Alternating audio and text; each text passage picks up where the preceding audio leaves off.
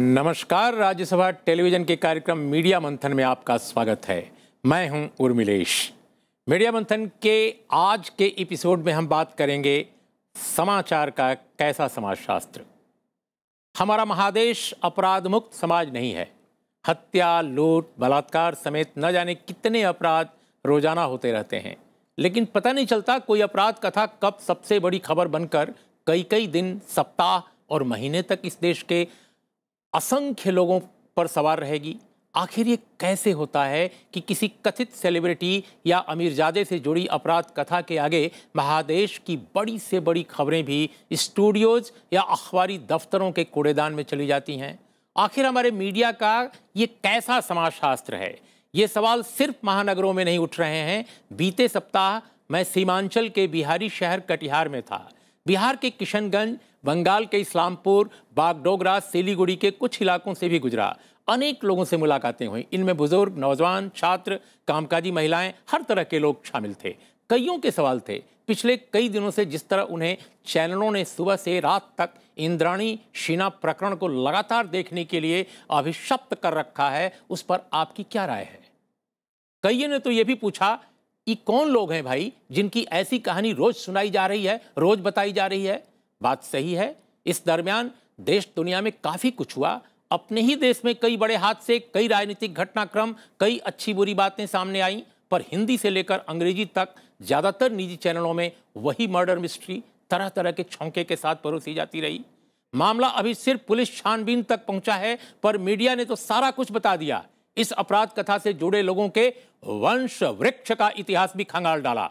पर गुजरात, मणिपुर, बिहार, यूपी सहित मुल्क के अनेक हिस्सों की बड़ी खबरें मीडिया के बड़े हिस्से की तवज्जो पाने को तरसती रहीं। क्यों? इसी पर केंद्रित है आज का मीडिया मंथन। चर्चा में भाग ले रहे हैं वरिष्ठ पत्रकार संजय कपूर। हमारे साथ हैं शेष नारायण सिंह, देशबंधु के पॉलिटिकल एडिटर। हमारे साथ हैं Sanjay Ahirwal, NDTV world wide के प्रबंध संपादक, और साथ में हैं वरिष्ठ पत्रकार नीना व्यास। आप चारों लोगों का स्वागत है। शुरुआत नीना हम आपसे ही करते हैं। बहुत लंबे समय तक आपने शहर को, नगर को, महानगर को, देश को, विदेश को भी कवर किया है। कैसे देख रही हैं पिछले कुछ दिनों से, बल्कि सप्ताह डेढ़ सप्ताह हो गया, आपको पत्रकार जानकर लोग पूछते हैं भाई आप क्या दिखा रहे हैं, आप लोग क्या ये हो रहा है, आप क्या कहेंगी? बिल्कुल, देखिए हाल में पहले भी और कोई ऐसी खबरें जिनका कुछ इतना ज़्यादा मायना नहीं रहता। एक बड़ी घटना हुई, ठीक है, आप कवर करिए, कोई नई उसमें खबर आएगी, पुलिस ने किसी को अरेस्ट किया या चार्जशीट होगी, फिर आप खबर दीजिए। रोज़ ब्रेकिंग न्यूज़, एक्सक्लूसिव इंटरव्यू मान के सारे चैनल्स बोल रहे हैं हमारी एक्सक्लूसिव, और सारे चैनल्स दिखा रहे हैं हिंदी से लेकर अंग्रेजी तक। ब्रेकिंग न्यूज़ क्या है कि वो सिद्धार्थ दास ने कह दिया कि वो मेरी बेटी थी। अरे वो 10 दिन से आ रहा था कि वो उसकी बेटी है। शादी हुई थी, नहीं हुई थी, मतलब इतनी बड़ी खबर क्या है? बिहार में ये जो नीतीश कुमार और लालू प्रसाद और कांग्रेस का इकट्ठा एक बड़ी रैली हुई थी, स्वाभिमान रैली। उसके बाद मोदी, बीजेपी की मोदी ने भागलपुर में बड़ी रैली हुई। सूखे की बात हो रही है, जीएसटी की बात हो रही है, पार्लियामेंट में क्या होगा नहीं होगा, इकोनॉमी की बात हो रही है। पिछले साल जो सूखा पड़ा है, जो अभी भी, अब इस साल भी सारे जो कृषि हैं वो काफ़ी दुखी हैं। गुजरात और मणिपुर में दो बड़े हादसे हुए हैं। बहुत पटेल की जो एजिटेशन हुई उसमें 8-9 लोग मारे गए, और अभी भी वो हो रहा है। जो सर्विसमैन की एजिटेशन अलग से चल रही थी। इतनी बड़ी बैंक स्ट्राइक और ऑल इंडिया स्ट्राइक हुई, उसका कोई नाम निशान नहीं था कहीं भी। संजय कपूर, हम ये समझना चाहेंगे कि ये सूचना और विचार की सिर्फ दरिद्रता का मामला है, सिर्फ टीआरपी का मामला है, या इसके पीछे कोई नियोजन भी आपको नजर आता है? कोई योजना भी नजर आती है कि हम यही दिखाएंगे कि कुछ और न दिखाना पड़े, या बहुत सारी और जरूरी चीजें जो इस देश की हैं, इस महादेश की हैं, आस पड़ोस की हैं, वो सब गायब हो जाएं? क्या चक्कर है ये? देखिए, अगर आप गौर करें, जो इंद्राणी वाला जो प्रकरण हुआ उस दौरान कई सारी बहुत महत्वपूर्ण चीज़ें चल रही थी। हार्दिक पटेल का ये जो पटेधारी, इनकी जो पूरे 10-15 लाख की रैली करी, जो भी अपने आप में गुजरात में एक अजूबा थी, पिछले 10-12 साल में कोई भी वहाँ पॉलिटिकल एजिटेशन नहीं हुआ। मणिपुर में इस समय इतना आक्रोश है। उसके साथ साथ इंडिया पाकिस्तान का मामला चल रहा था। तमाम ऐसी चीज़ें थी जो कि खास के किसी संपादक के लिए समस्या हो जाती कि किसको ज़्यादा तरजीह दी जाए। परंतु जब इंद्राणी वाला ये प्रकरण हुआ तो कहने का मतलब ये है कि इसमें काफ़ी अलग अलग पहलू हैं, काफ़ी इंटरेस्ट हैं। दूसरी बात यह है कि पीटर मुखर्जी, इंद्राणी मुखर्जी मीडिया से जुड़े हुए हैं। उन्होंने मीडिया चालू का एक है ना कंपनी चालू करी, इसके पहले स्टार टीवी में थे। तो इसका मतलब ये नहीं कि इसमें इंटरेस्ट नहीं था, परंतु जिस दीवानगी के साथ और जिस तरीके से संयम खोया है चैनल ने, तो उससे दिखाई पड़ता है कि ये अपने आप में कोई इसके पीछे भी कोई दबाव था। क्योंकि अगर आपको इस अंदाज में दिखाए जाएं और इस जिसको कहते हैं वॉल टू वॉल कवरेज इसी के बारे में हो और चीज़ों के बारे में ना हो, तो उसमें दिखाई पड़ता है कि किसी को ये फ़ायदा हो रहा था कि और मुद्दे कुछ हद तक पीछे हट जाएं और इसी को इतनी तरजीह मिले जितनी इसको आवश्यकता नहीं थी। ये मानता हूँ कि इसमें लोगों का इंटरेस्ट होता है, सेक्स, क्राइम, मर्डर और इन सब चीज़ों में लोग बाग अपने को आइडेंटिफाई कर लेते हैं। पर जिस तरीके से कई सारे चैनलों ने इन्वेस्टिगेशन करा, बहुत ही फूहड़ मैं कहूँगा, कुछ हद तक तो वो लोग कहते थे कि हम पुलिस से बेहतर है ना इन्वेस्टिगेशन करते हैं। क्या मीडिया ट्रायल का भी एलिमेंट आप इसमें देखते हैं? मीडिया ट्रायल तो हो चुका, ये भी पता है कि अपराधी कौन है। अब जब असली ट्रायल होगा उसका इससे कोई मतलब नहीं होगा। तो मीडिया ट्रायल हो गया, सेंटेंस भी मेरे ख्याल से एक आध दिन में सुना देंगे कई सारे बड़े बड़े चैनल जिसमें बहुत शौक अंदाज में जो बात करते हैं। तो वो सब चीज़ें तो पुरानी बात है। पर हम लोग जो आपने सवाल उठाया कि इसके पीछे एक सोच थी कि जिससे कि इसको ज़्यादा तरजीह मिले और बाकी मुद्दे है ना उनको किनारे कर दी जाएँ, तो मुझे लगता है कि कई लोगों को इस बात से फ़ायदा उठता है। इसका कोई प्रमाण देना बहुत मुश्किल है, परंतु संभव है कि ऐसी इस तरीके की सोच और इस तरीके का दबाव कहीं से आया हो। लेकिन संजय, जिस तरह से आम लोग सवाल करते हैं खासकर इस तरह के कवरेज को लेकर, क्या एक मीडिया के मामले में, उसके कवरेज के मामले में एक बड़ा सवाल, राष्ट्रव्यापी सवाल उभर रहा है कि भाई क्या कहीं किसी को फायदा पहुंचाने के लिए, कोई खास एक इंटरेस्ट को सर्व करने के लिए, वेस्टेड इंटरेस्ट को इस तरह का हो रहा है, या ये नादानी है, सिर्फ टीआरपी का मामला है? अब बहुत सारे टेलीविजन के लोगों से मैं चाहता था कि वो भी हमें हमारे चैनल पे बात करें जो खासकर इस तरह की चीज़ें दिखा रहे हैं। उन्होंने बहुत सारे लोग आने से ही इनकार कर देते हैं, लेकिन वो कहते हैं कि नहीं, ये टीआरपी की लड़ाई है, टीआरपी में ये हमको टीआरपी मिल रही है इसलिए हम ऐसा कर रहे हैं। सिर्फ यहीं तक सीमित है मामला या कुछ और आपको नजर आता है? क्योंकि आपके चैनल ने तो इस तरह का नहीं दिखाया, उसने तो जो पब्लिक ब्रॉडकास्टर्स हमारे देश के हैं उस तरह का एक बहुत ही सुसंगत या बहुत ही सहज संयत कवरेज दिखाया उस प्रकरण पर भी। कैसे देखते हैं? जी हाँ, मैं तो मानूंगा कि एनडीटीवी काफी कुछ बैलेंस रहा है इस पे, लेकिन जी हाँ, लेकिन बड़ी गहरी बात करी संजय कपूर साहब ने कि किसी का फायदा हो रहा है। दो चीजें हो रही हैं। ये बात भी सही है कि लोग देख रहे हैं, टीआरपी आती है और साथ में पैसा भी आता है, टीआरपी आती है। दूसरी बात ये हो रहा है कि मीडिया को वॉचडॉग की भूमिका निभानी चाहिए, वो भूमिका निभाई नहीं जा रही है। जहाँ पे तवज्जो दिया जाना चाहिए वहाँ पे तवज्जो नहीं दिया जा रहा है, यानी कि सरकार के कामकाज पर कोई ध्यान नहीं देके इस तरह की चीज़ें दिखाई जा रही हैं। इसका फायदा सरकार को हो रहा है। लेकिन इसके अलावा मैं आपको एक और बात कहना चाहूँगा कि ये कोई नई बात नहीं है। 2011 में एक केसी एंथनी का केस हुआ था जिसको वॉल टू वॉल कवरेज दी गई थी अमेरिका में। उसमें भी ये हुआ था कि कैली एंथनी नाम की 2.5 साल की बच्ची खो गई थी ऑरलैंडो में, और वहाँ पर उसको खोजने के लिए ढूंढा गया। उसके बाद केस ऐसे सामने आया कि माँ ही लग रहा था कि मर्डरर है। उसके बाद 2011 में ये 2.5 महीने के लिए ये केस चला है और पूरा वॉल टू वॉल कवरेज हुआ। बाद में वहाँ पर तो जूरी ट्रायल होता है, जूरी ट्रायल में पाया गया कि केसी एंथनी मर्डरर नहीं थी, लेकिन वहाँ पर भी मीडिया यही भूमिका निभा रहा था। साइकोलॉजिस्ट, साइकाइट्रिस्ट सब बैठे हुए थे, तो मीडिया वहाँ पर भी इन्वेस्टिगेटर बन गया, प्रोसिक्यूटर बन गया और जज बन गया। दूसरा, ओजे सिम्पसन का मामला ठीक 20 साल पहले हुआ था। वहाँ पर मीडिया ने ऐसा दिखाया था कि जो देश था वो 2 पार्टों में बट गया था। तो इस तरह से वॉल टू वॉल कवरेज की रही है हिस्ट्री। लेकिन यहाँ पर साथ में ये जुड़ जाता है कि बाकी दूसरी बड़ी खबरें जो हैं, मैं आपको एक बात, बहुत बड़ी खबर का बात बताता हूँ, एनडीटीवी ने कवर किया था उसको, कि कटक में शिशु भवन नाम का एक सरकारी अस्पताल है।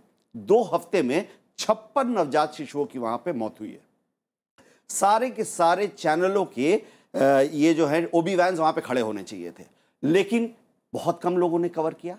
लेकिन मैं सिर्फ चैनलों की बात नहीं करता हूं, अखबारों में मैं बात कर रही थी। आप उसी उड़ीसा में नियमागिरी के गांव के पास सुप्रीम कोर्ट के आदेश पर बाकायदा सर्वेक्षण कराया गया था कि भाई लोग जमीन देना चाहते हैं कि नहीं देना चाहते हैं, कोई कवरेज नहीं हुआ। जी हाँ, बिल्कुल। और मैं दूसरी बात कह रहा हूं कि नीना जी ने ये बात का जिक्र किया कि अखबारों में वॉल टू वॉल कवरेज है, फर्स्ट पेज भरा हुआ है, पूरा का पूरा अंदर वाला पेज भरा हुआ है। वेबसाइट गलत खबर चला रहे हैं कि सिद्धार्थ दास बांग्लादेश भाग गया है। ये किस तरह की रिपोर्टिंग हो रही है? शेष नारायण, क्या मामला? मैं सिर्फ बोलूंगी, जो इंटरव्यू भी किया सिद्धार्थ दास, हेलमेट उसने पहनी हुई है। आप मुझे खड़ा कर दीजिए या संजय को खड़ा कर दीजिए, आपको खड़ा कर दीजिए हेलमेट पहना के और बोल दीजिए मैं इसका मतलब क्या बनता है? लोगों को भी ये एक चीज जरूर समझना चाहेंगे हम अपने दर्शकों के लिए भी, क्योंकि लोगों के दिमाग में भी सवाल है कि भाई आप एक अपराध कथा के अलग अलग पात्रों के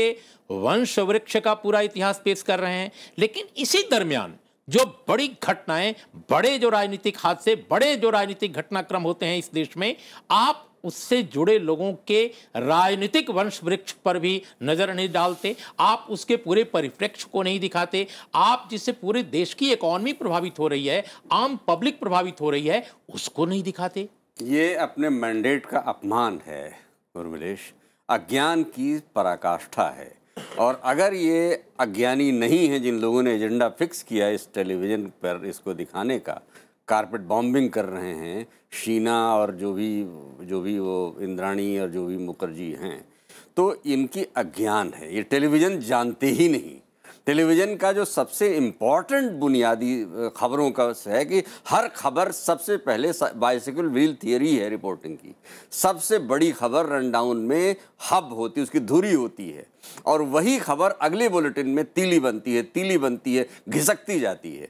और इन लोगों ने जिस खबर को 15 दिन पहले चढ़ाया वो आज तक इनकी धुरी ही बनी हुई है। तो यह ज्ञान है, इनको पता ही, या अगर इनको पता है तो जैसा नीना जी ने संकेत किया, सब ने इस बात को कहा कि इनको कहीं से हड़काया गया है और ये उन सही खबरों को जो अपनी जिम्मेवारी है उसको नहीं पूरा कर रहे हैं। दूसरी बात, गुजरात में जो कुछ पटेलों ने रिजर्वेशन के लिए किया, आज राजपूत उत्तर प्रदेश और बिहार में कर सकते हैं, भूमिहार बिहार में कर सकते हैं, और पटेलों के रिजर्वेशन को पूरे देश में हवा मिल रही है, सपोर्ट मिल रहा है। इसका मतलब राजनीति के समाजशास्त्री अध्ययन की एक नई परंपरा पड़ रही है और हमारे देश का मीडिया वहां से एब्सेंट पाया जा रहा है। क्यों?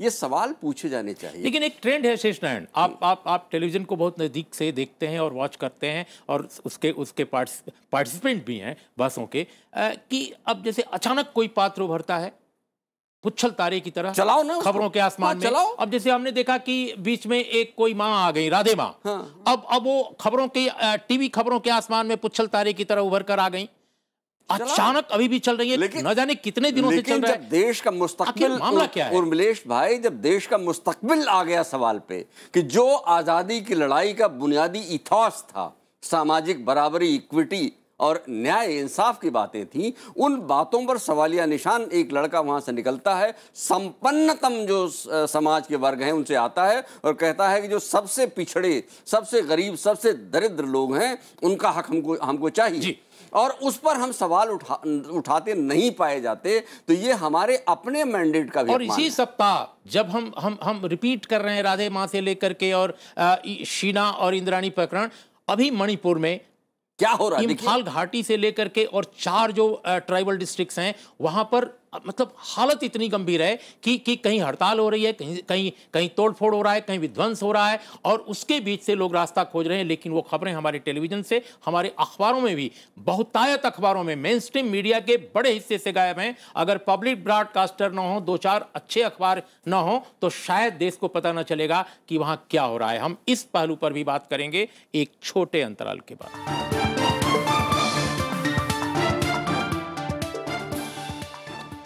मीडिया मंथन में आज हम बात कर रहे हैं कि किस तरह का समाजशास्त्र हमने समाचारों का बुना है, किस तरह की खबरें हमारे पूरे राष्ट्रीय डिस्कोर्स को प्रभावित कर रही हैं, उसका रास्ता रोक रही हैं, और कई बार ऐसा लगता है कि जो सूचना का प्रवाह है, जो ज्ञान की ज़रूरत लोगों को है, उसको कहीं ना कहीं थाम रही हैं। ये कौन सी ऐसी स्थितियां हैं, कौन से ऐसे पहलू हैं?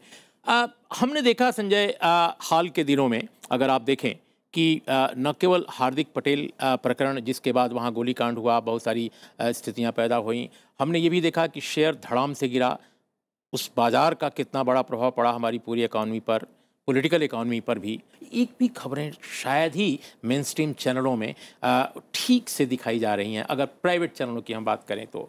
लेकिन दलितों का मामला हरियाणा में भी उभर कर आया था, बहुत बड़ा मामला था, खासकर महिलाओं के उत्पीड़न का मामला था। हम ये समझना चाहते हैं कि क्या वजह है कि अचानक, जैसा हमने कहा कि भाई राधे माँ का एक प्रकरण आया, जिस तरह से वो शीना और इंद्राणी प्रकरण है, इन प्रकरणों को, इन एपिसोड्स को इंजॉय जैसे किया जा रहा हो, जैसे पर्दे पर, ऐसा लगता है कि उसके पीछे पूरी एक बुनावट हो। क्या इसकी संरचना है, आखिर क्या है? इसकी वजह मुझे ये समझ में आती है कि हम जो मीडिया है अभी, खास करके जो इलेक्ट्रॉनिक मीडिया है, वो सॉफ्ट टारगेट के ऊपर टारगेट करता है। सॉफ्ट टारगेट, राधे माँ सॉफ्ट टारगेट है, इंद्राणी मुखर्जी सॉफ्ट टारगेट है, हालांकि इन्फ्लुएंशियल रही है लेकिन मसाला बहुत है स्टोरी में, सॉफ्ट टारगेट पे। लेकिन जो बड़ा टारगेट होता है, बड़ा टारगेट मीडिया का, वो होना चाहिए सरकार अपना काम कर रही है या नहीं कर रही है।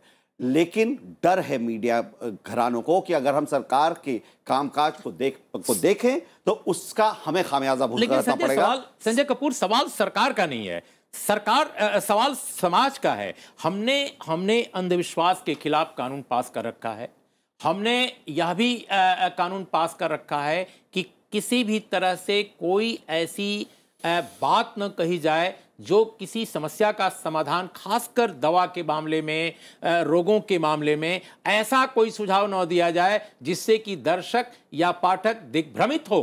कानून हमारे देश में इसके लिए हैं। लेकिन अगर सनसनी के अलावा अंधविश्वास फैलाती खबरें भी, ऐसे भी मामले प्रसारित और प्रचारित और छापे जा रहे हैं, तो क्या कहेंगे? हम नोटिस कई चैनलों को थमाई जाती है किसी खबर विशेष को चलाने के लिए, लेकिन कानून का खुलेआम उल्लंघन करने, अंधविश्वास को बढ़ावा देने पर कोई नोटिस नहीं, क्यों? देखिए, पूरी जो इस समय राजनीतिक व्यवस्था है, उसकी सोच, उसकी ज़हनियत बदल चुकी है। और ये अभी से चालू नहीं, हमें तो याद है कई साल पहले एक ख़ास चैनल होता था जिसमें तरह तरह की अंधविश्वासी चीज़ें दिखाई जाती थी और उसकी टीआरपी काफ़ी बड़ी होती थी और वो प्रभाव डालती थी। और चैनल्स है ना, पूरी तरीके कैचअप करते रहते हैं, वो उस फार्मूला को देखते हैं जो कि कामयाब हुआ, और उसके बाद है ना जो मार्केटिंग वाले उनके दबाव डालते हैं कि देखिए वो फलाना चैनल में दिखा रहे हैं बाबा जी किस तरीके से चीज़ों को गायब कर देते हैं, कौन सी दवा खिला देते हैं, और तरह तरह के सपनों अपनों के बारे में बात कर रहे हैं। तो ये तो रही एक मार्केटिंग गिमिक की बात। परंतु आपको ये चीज़ ध्यान रखनी चाहिए कि जो इस तरीके की व्यवस्था आती है जहाँ पर रैशनैलिटी, साइंटिफिक टेम्पर, उन सब पे कोई तवज्जो नहीं देता है, वहाँ पर जिस सेंसेशनलिज्म है, क्राइम, सेक्स, स्लीज, इसके ऊपर ज़्यादा लोग बाग है ना मेरे ख्याल से तवज्जो देते हैं, जिससे कि तमाम और भी जितने गंभीर मुद्दे हैं उसके ऊपर लोगों का ध्यान ना जाए। जिस कारण से मैंने आपको मैं बताना चाहता हूँ, जिस कारण से मैंने अपनी मैगज़ीन का नाम हार्ड न्यूज़ रखा, वो एक रिएक्शन के तौर पे रखा, और उसी समय निकाली थी जब पहले भी इस तरीके की ज़हनियत दिखाई पड़ रही थी, क्योंकि इस तरीके के मुद्दे आया करते थे जो कि ट्रिविया ड्रिवन हुआ थे। नहीं ना, क्या जो संजय कपूर की बात को मैं संजय अहिरवाल की बात से जोड़ता हूँ, जो उन्होंने अमेरिकन चैनल्स और अमेरिकन खासकर मीडिया में इस तरह की जो खबरें वाल टू वाल दिखाई जाती हैं बीच में, और कई बार सप्ताह, कई बार पखवाड़ा तक गुजर जाता है, जिस मॉडल को वहाँ पर काफ़ी पॉपुलराइज कराया गया एक दौर में, क्या उसको एडॉप्ट हम अगर कर रहे हैं तो इसके पीछे कोई पॉलिटिक्स है इन खबरों की भी? देखिए, हर चीज़ में पॉलिटिक्स तो है ही, क्योंकि कौन उसकी ओनरशिप है, क्या पैटर्न है। और देखिए, आप जब ऐसे मसले लेते हैं, एक तरफ से आप टीआरपी बढ़ाते हैं, सेंसेशनलिज्म करते हैं, और दूसरी तरफ गंभीर मामलों पे आप कोई कमेंट करते नहीं हैं। इसका मतलब आप सरकार हो या ऑपोजिशन हो ना, वो नाराज़ हो सकते हैं ना वो नाराज़ हो सकते हैं, क्योंकि आपने कुछ कहा ही नहीं, आप कवरेज ही नहीं कर रहे। तो जो मामले आपको एक पॉलिटिकल सोच और या दूसरी पॉलिटिकल सोच के बीच में आपने कुछ बातें बोलनी हैं या कहनी है या कमेंट करना है, उन पे आप कुछ कह ही नहीं रहे। लेकिन मैं आता हूं संजय, लेकिन कई लोग कहते हैं कि साहब जो एक थ्योरी चलती है कि भाई मैन्युफैक्चरिंग द कॉन्सेंट, लेकिन उसके मुकाबले वो ये कहते हैं कि जो लोग देखना चाहते हैं हम वो दिखा रहे हैं। कॉन्स्पिरेसी थ्योरी की बात आप क्यों कर रहे हैं? देखना चाह रहे हैं, मैं ये कह रही हूँ सेक्स क्राइम वगैरह के मामले में भी, किसी केस में भी, इंद्राणी मुखर्जी के केस में कोई नई खबर हो, कोई कोर्ट में कोई वर्डिक्ट आ गया, या कोई पुलिस कमिश्नर ने एक प्रेस कॉन्फ्रेंस की और बोला ये हमारे पास एविडेंस है, आप ज़रूर दिखाइए, मैं भी देखना चाहूँगी। मगर आप तोड़ मरोड़ के आज वो हस्बैंड है, आज हस्बैंड नहीं है, आज वो फादर है, कल फादर नहीं है, मतलब ये क्या मतलब है? चाहता था कि अगर मीडिया को इन्वेस्टिगेट करना ही है तो जो रैशनलिस्ट कालबुर्गी, गोविंद पंसारे और नरेंद्र दाभोलकर मरे हैं वो इन्वेस्टिगेट करिए। वो तो पुलिस ने भी इन्वेस्टिगेट नहीं किया है। अभी तक ऐसे मामले जो रैशनलिस्ट की मौतों के हुए हैं वो क्रैक नहीं किए गए हैं, तो मीडिया वो करे ना। लेकिन मीडिया खुद जुड़ा हुआ है जिस जो आप बात कर रहे थे, पूरी तरह से भ्रमित करने के लिए। संजय की बात बहुत महत्वपूर्ण मुझे नजर आ रही है शेषनारायण, क्योंकि देखो आप कलबुर्गी के मामले में, कलबुर्गी की मैं आ रहा हूँ नीना, कलबुर्गी की हत्या तो हाल में भी हुई है, इसके पहले दाभोलकर साहब के साथ हमने देखा, हमने पंसारे साहब के साथ देखा। तो ये वाकई ये जो तीन पहलू हैं, ये तीन बड़े जो हत्याकांड हैं और इसके पीछे बहुत सारी कहानियां हैं। मैं नहीं जानता कि कौन सी कहानी सच है, लेकिन इस पर वाकई कोई इन्वेस्टिगेशन मीडिया का सामने नहीं। मगर मैं बोलूंगी ना वही बात कि पॉलिटिक्स इसमें जुड़ा हुआ है ना, क्योंकि एक जो एलिगेशन आया है कि राइट विंग ताकते हैं, उन्होंने इनकी हत्या के पीछे हैं, तो इसलिए वो मीडिया भी नहीं वहां उस तरफ जाना चाहता। हम और अभी आपने मैन्युफैक्चरिंग कंसेंट एक शब्द की बात की, तो यहाँ पर मैन्युफैक्चरिंग कंसेंट की जो भी ताकतें हैं उर्मिलेश, वो किलिंग डिसेंट की भी होती हैं। राइट टू डिसेंट और राइट टू डिफर को पहले वो हलाल करती हैं। तो कलबुर्गी का हो चाहे पंसा, सबका यही है। तो इसलिए वो इनबिल्ट है। अगर आप कंसेंट मैन्युफैक्चर करने की साजिश का हिस्सा हैं तो उसमें ये इनबिल्ट है कि आप डिसेंट को, राइट टू रिबेल को, राइट टू डिफर को आप किल करेंगे, वरना कंसेंट कहाँ से मैन्युफैक्चर होगा। तो ये सारा एक साजिश का हिस्सा है और इससे निकलने के लिए मीडिया से उम्मीदें थी। पूरी दुनिया में मीडिया इससे निकालती है आम आदमी को। हमारी बदकिस्मती ये है कि हमारा जो लीड मीडिया है वो एजेंडा फिक्स करता है और बाकी लोग सब उसी के पीछे ड्रम बीटर्स हो जाते हैं। लेकिन संजय कपूर, हमारी सियासत में, हमारे शासन में भी मैकेनिज़्म है कि अगर कहीं कुछ गलत है तो कोर्स करेक्शन हो सकता है, भले वो उसमें वक्त लगता है, 5 साल लगता है। हम प्रशासनिक मामले में कोई गलत करता है, सरकार के सर्वोच्च अधिकारी उसका ट्रांसफ़र कर सकते हैं, उससे सवाल कर सकते हैं। लेकिन मीडिया, अगर जनता सवाल कर रही है तो उसको एड्रेस करने का कोई मैकेनिज़्म नहीं नज़र आता। ऐसा लगता है कि डेमोक्रेसी का ये 5वां, चौथा, छठा, जो भी आप खंभा कह लें, पता नहीं कितना बड़ा खंभा है और क्या ये खंभा करता है कि, लेकिन इस खंभे पर अगर आवाम की ओर से कोई सवाल हैं तो उसको एड्रेस करने का कोई मैकेनिज्म आज तक नहीं दिखाई दे रहा है, खासकर अपने देश में। नहीं, देखिए यहाँ पर कई दफ़ा ये चर्चा में आया, एडिटर्स गिल्ड की मीटिंग में आया, ब्रॉडकास्टर्स की जो एसोसिएशन है उसमें आया कि किस तरीके से इनके ऊपर अंकुश लगाया जाए, किस तरीके से जो एथिकल जो कंटेंट है उसके ऊपर निगाह रखी जाए। पर घूम फिर के बात ये आ जाती है कि मीडिया हाउसेस में लीडरशिप क्वालिटी को आपको इम्प्रूव करना चाहिए। आपको एथिकल स्टैंडर्ड्स के बारे में स्टाफ को और तमाम लोगों को बताना चाहिए, और ये सब चीज़ें इंडस्ट्री खुद करेगी, सरकार नहीं कर सकती। ये अगर आप सोचें कि अगर ना जनता की तरफ से नाराज़गी का इजहार हो रहा है कि लोग बाग इस तरीके के प्रोग्राम नहीं देखना चाहते हैं, तो ये फीडबैक हर चैनल के अंदर ये एब्जॉर्ब होना चाहिए, न्यूज़पेपर में एब्जॉर्ब होना चाहिए कि एक तबका है जो कि अच्छी चीज़ देखना चाहता है, अच्छी चीज़ समझना चाहता है, और उनको हम है ना जनता को पीछे ना करके फॉलो करके हम ऐसे मापदंड क्रिएट करें कि जनता हमारी बात को सुने। संजय अहिरवाल, आप टेलीविज़न के आदमी हैं, हम बिल्कुल एक संक्षिप्त जवाब आपसे चाहते हैं। टेलीविज़न के जो बड़े सीईओज़ हैं प्राइवेट चैनलों के, वो कहते हैं कि अगर हम कुछ ख़राब दिखा रहे हैं, अगर आपको पसंद नहीं है, अगर जनता उसको नहीं पसंद कर रही है तो रिमोट आपके हाथ में, आप दबाइए और आगे चले जाइए। लेकिन सवाल यह है कि जब सब जगह एक जैसा हो रहा हो, कुछ एक पब्लिक ब्रॉडकास्टर्स को छोड़कर और एक आध चैनलों को छोड़कर, तो जनता क्या करे? जनता के पास वाकई ये ऑप्शन है कि वो चैनल चेंज कर सकती है, लेकिन हमारी क्रेडिबिलिटी बहुत तेजी से नीचे जा रही है और सबको ये सोचना पड़ेगा और सब सोच रहे हैं। सीईओ लेवल पे भी सोचा जाता है, मेरे ख्याल से सीईओ लेवल पे नहीं तो कम से कम जो कंपनी के मालिक है, सर्वे उस लेवल पे सोचा जाता है कि किस तरफ हम आगे बढ़ रहे हैं और उनको वापस आना ही पड़ेगा। ये एक बहुत ज्यादा, पहले सत्य कथा और मनोहर कहानियां बहुत बिका करती थी, लेकिन धीरे धीरे उसका मार्केट खत्म हो गया। तो इस तरह के टेलीविजन का भी मार्केट खत्म होगा, उनको वापस आना पड़ेगा बड़ी खबरों पर। शेषनारायण, यही सवाल आपसे। भाई देखो, आपको अगर खाना आप कहते हैं कि नहीं पसंद है, आप तो रिमोट घुमा लीजिए, लेकिन सवाल यह है कि अगर बाजार में खाना, अगर पीना, अगर हवा, अगर पानी पोल्यूटेड है, अच्छा नहीं है, प्रदूषित है, तो आप उसको खाने के लिए, उसको पीने के लिए विवश हैं, अभिशप्त हैं। क्या खबरों के मामले में वैसा ही नहीं हो रहा है अपने देश में? विकल्प कहाँ है? विकल्पहीनता जो है वो गरीब आदमी, अभिशप्त आदमी की सबसे बड़ा दुर्भाग्य होता है उर्मिलेश। और ये जो साजिश जो मैंने आपसे अर्ज किया, वो एक खबर को जबरदस्ती थोप देने के अलावा भी है। आपको विकल्पहीन बनाने की जो साम्राज्यवादी पूंजीवादी ताकतों की साजिश है, उसके शिकार कंज्यूमर ऑफ न्यूज़, खबर का उपभोक्ता भी हो चुका है। और ये एक रियलिटी है, ये 20-22 साल में इसको अचीव कर चुके हैं ये लोग। तो इसलिए वो कहना कि ठीक है आप मत आइएगा, लेकिन इसके बावजूद नहीं ना, कई अखबार हैं, हमने देखा हाल के दिनों में, इंडियन एक्सप्रेस को देखा हमने, हिंदू को देखा, कई बार हमने इवन बड़े जो देश के कुछ अखबार हैं, हिंदी के, तमिल के, मलयालम के, उन अखबारों में भी इन तमाम दबावों के बीच वे खबरें भी आ रही हैं जो आम समाज की, आवाम की खबरें हैं।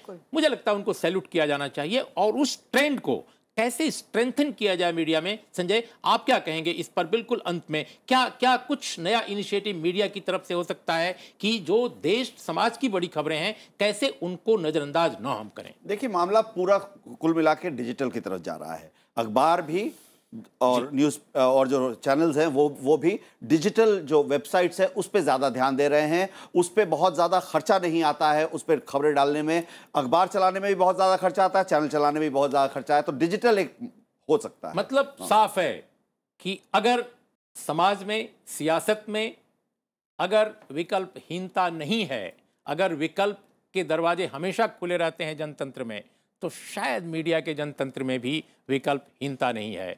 ये दुनिया विकल्पहीन नहीं है।